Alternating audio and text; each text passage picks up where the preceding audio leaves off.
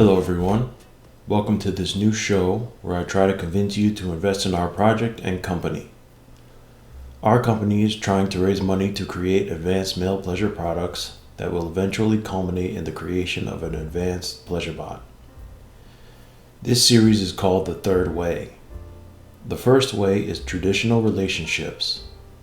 The second way is complete isolation from intimacy or monk mode.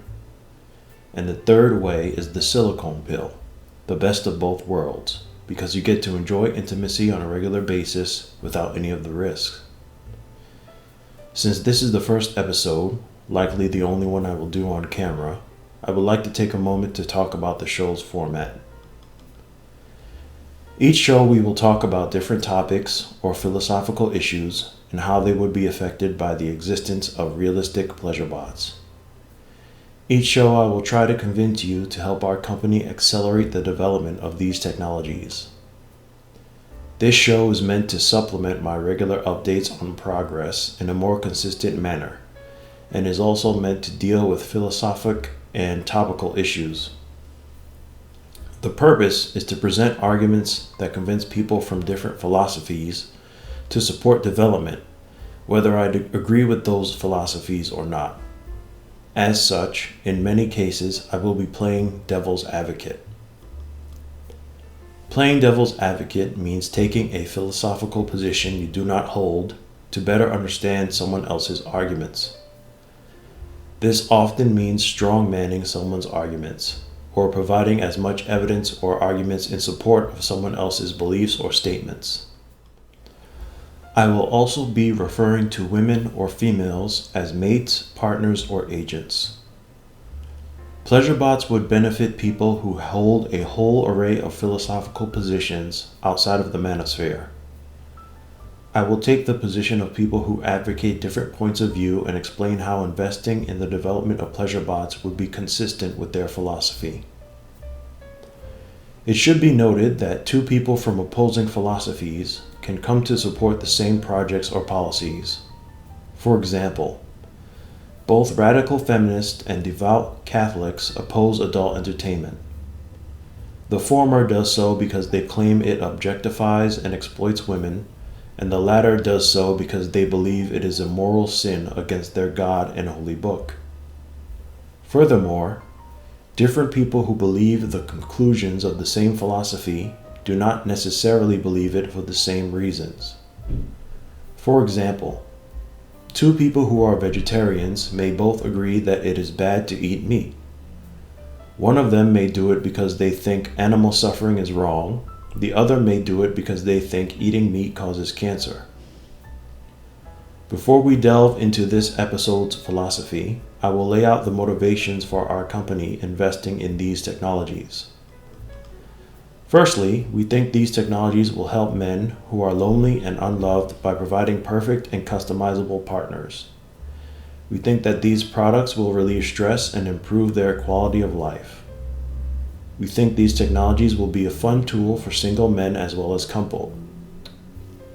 And we think that the use of these products will help men avoid risks, frustration, and costs associated with courtship, and allow these men to pursue life goals or focus on self-improvement. The first philosophy we will talk about is referred to as men going their own way. I consider myself a man going his own way. Sometimes this philosophy is referred to as MGTOW, but I prefer saying it outright or just saying the letters. Why should men who are going their own way support pleasure bot development? Well, first let us define what the philosophy entails. The men going their own way philosophy boils down to a few core beliefs. Men would be better off if they don't get married, don't have children, and don't live with or enter into serious long-term relationships with a mate, at least until such time as they are comfortable with the risks. MGTOW monks take it a step further and suggest that any relationship or interaction with a mate is risky and should be avoided. There are many reasons why men from different backgrounds come to these conclusions. Now that we have the philosophy loosely defined, I will now present arguments for why projects like mine should enjoy their support. The first argument is an argument from efficiency. More men would go their own way and stay independent longer if they had their intimate needs met by pleasure bots. Telling healthy men with flowing testosterone to ignore women without giving them a realistic alternative will simply frustrate them and increase the likelihood of relapse. Similar to how crash dieters simply binge eat and regain the weight, or people who stop a drug cold turkey often relapse, if a man stops being intimate with women with no other outlet for those urges, he is likely to simply re-enter the dating scene in a more desperate manner, and his tastes may become more extreme. Having pleasure bots around would help people maintain their abstinence. Next is an argument for effective action. Supporting the development of these technologies is an action men can take to actually do something that will contribute directly to addressing and solving the problem. The problem is that men seek out mates to alleviate their intimate needs. Since there is no other source of this intimacy, the monopoly men's mates have over providing these services is exploited. Simply giving men another option that was just as good would break that monopoly. Pleasure bots, especially those with the features we have outlined in our other videos, would be the ultimate tool of libido management. Arguably, realistic pleasure bots would be the most useful tool for mental and physical well-being ever devised for men. Speaking about the problems men face, an analysis of the news only goes so far. It does not fundamentally improve the situation or provide solutions. It has been firmly established what challenges men face. The question is, what are we going to do about it? Our answer is simple: develop an alternative. The next argument is from legal risk aversion. If you are a man going his own way, you more than likely know about the myriad of legal risks you take when engaging in relationships. Simply having a pleasure bot would sidestep 100% of those risks. A pleasure bot cannot divorce you, demand child support or alimony, call the cops on you, make false allegations, or sue you. There is no risk of jail time with a robot over a misunderstanding or changed mind. It simply does what it is programmed to do: please you. Next is an argument from difficulty. Some men point out that it is simply too difficult to get a mate in the first place. The competition for a mate is fierce, and the game is rigged. Many men point to public analysis of dating statistics, the 80-20 rule, hypergamy, and Brifault's law to support this claim. The widespread use of pharmaceuticals have both lowered the libido of potential mates and made their behavior unpredictable. Furthermore, many mates are struck by hybristophilia, and their taste in men are manufactured by the media. Some even prefer to enter into curious activities with their large dogs rather than date a rational average man. On top of this, there are many tests men are put through and many stringent standards men have to meet. Many of these so-called standards, such as height, race, facial feature, are things that men cannot change and that have no bearing on the quality of the man. A 5'8" Indian doctor is going to have trouble regardless of how successful, kind, or funny he is. Those that were not immediately filtered out and have successfully run the gauntlet and actually gotten into the relationship are only met with more difficulties, such as ex drama, dealing with a mate's previous children, withdrawal of affection, arranging dates and entertainment, arguments, stress, time sinks, cheating, and a whole host of other challenges and baggage.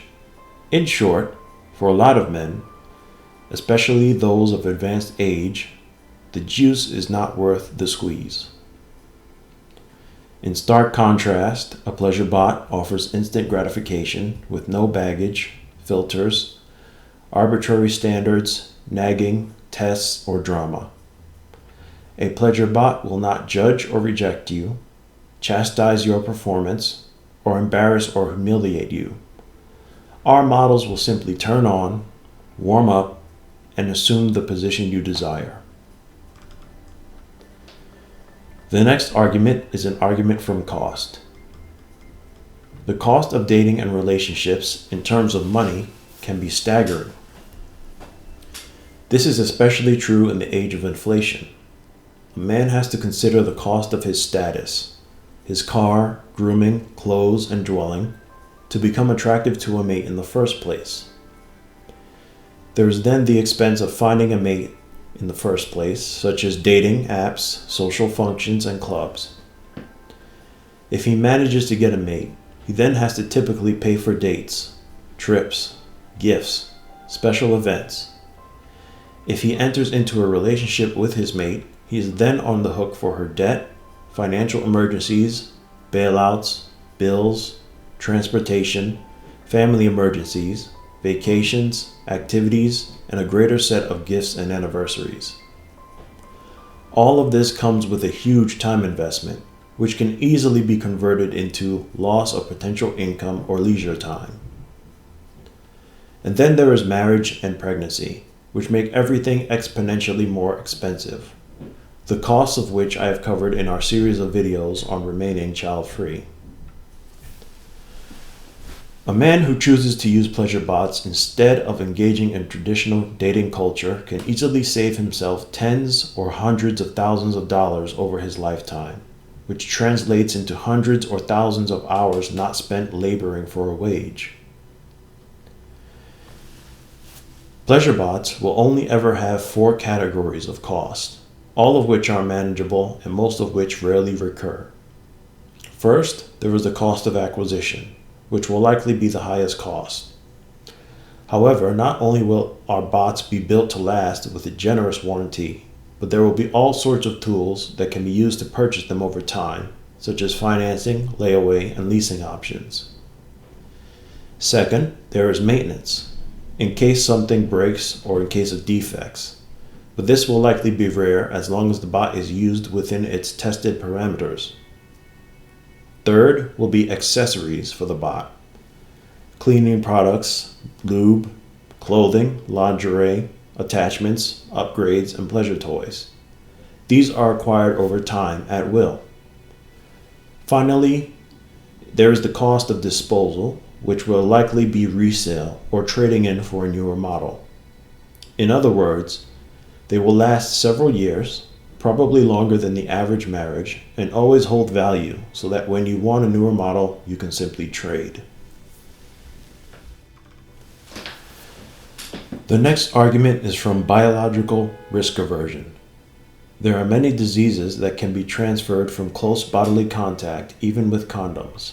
Furthermore, pregnancy is a persistent risk, even if your mate claims to be on a form of birth control. Pleasure bots cannot contract or transmit diseases, and they cannot get pregnant. This means no risk of child support and no risk of lifelong disease. Another argument is an argument from safety. A disgustingly large percentage of crime is often related to competition for the attention of the opposite gender. A mate is often dating multiple men at a time and often has a large social network. Many of the people in said network are people who would not normally associate with you. White knighting, revenge, jealousy, sabotage, robbery, drugging, attempts to acquire funds for courtship, setups, physical assaults by mates, false reports leading to raids and arrests, and instigation of conflict are common behavior that take place around mates and can lead to a man's serious physical injury or death. Pleasure bots will not scheme or plot against you, receive no gratification from being fought over, and cannot manipulate you emotionally or otherwise. They do not require emotional stimulation. They are yours, always loyal, and always ready to please. The next argument is an argument from aesthetics. This argument basically points to the fact that a mate's attractiveness and libido declines over time, especially if she feels comfortable in a relationship. This usually manifests itself as obesity, wrinkles, sagging, ailments, and a decline of effort in terms of hygiene and grooming. Understand that the choice is not between this and this. It's between this and this. The pleasure bot is ordered to look exactly as you want, and each detail can be customized down to the hair. They stay the same weight, size, and appearance. Any blemish can be repaired, any malfunction corrected, and they can be traded in for newer models at any time. Another argument is an argument from protest. Many men come to the MGTOW philosophy from a more spiritual angle. They are would-be fathers and husbands, but they take a look at the political, economic, and social conditions and decide they do not want to participate as a way of removing their contribution to what they see as the degeneration of a civilization. They see obese, drugged, tattooed, pierced, militant, godless, and promiscuous potential mates, inundated by dating apps and feminist ideologies. They deem most of them unfit and unworthy of a lifetime of labor, protection, and patronage. Worse still, they see many mates lust after and reward thieves, charlatans, drug dealers, rapists, and even murderers. You can look into the peacock and some species of deer with absurdly large antlers to see the dysgenic effect female choice can have on a species over time when they select for traits that negatively affect environmental fitness. They look at the many one-sided laws and social conventions and conclude that social contract, if there ever was such a thing, has not only been broken but burned. Society says they are not entitled to relationships or intimacy, and that very same society demands a share of their resources in the form of taxes, labor, and obedience. Under these circumstances, why work yourself to death, contribute taxes, and defend a nation that does not offer any of the rewards or incentives you desire? Although I do not necessarily fall into this category myself, that is a very good question. Well, with pleasure bots, you can comfortably isolate yourself from the madness of the world and watch as it burns. It is the perfect tool for curtailing your urges and keeping your company in these trying times and minimizing your participation in the economy. Developing and using pleasure bots would be the ultimate form of protest, as it removes your resources from the game, and also the ultimate form of revolutionary action, as it disenfranchises mates by reducing their value due to the creation of a viable alternative. In this company, we are not simply talking about the problem, we are doing something about it. If our products hit the market, those men who utilize them will sidestep 100% of the problems involved with relationships with mates. To me and many other men who I am trying to reach, this is the solution. And in our opinion, a permanent one. Not taking action to support these technologies and continuing to talk about the problem is like preferring to treat cancer rather than cure it. And again, I would be happy if some other company aligned with our interests was able to present a pleasure bot in the form we have outlined. I have been consistent in saying that even if it isn't our company, support the development of these technologies to actually do something tangible to address these issues. Pleasure bot technology is a solution that will benefit all men. As you know, even rich, handsome, famous men share the struggle with their mates that poor ones do, if not to a higher degree. They are routinely divorced, cheated on, and publicly humiliated. If you feel the same way, I welcome your support. All relevant links are in the comments. You can donate through our website or via PayPal, or contact me for collaboration via email. I would like to get some stock available so that you may stand to reap financial gain from our projects. Some of you missed the Bitcoin and the NFT bandwagon. I suggest not to miss out on the pleasure bot one, as this is the obvious next big thing. Anyone who donates to me will be on top of the list as far as stock offerings through regulation crowdfunding, if I can get the funds to get a lawyer and file my Form C. Thank you for your time, and take care.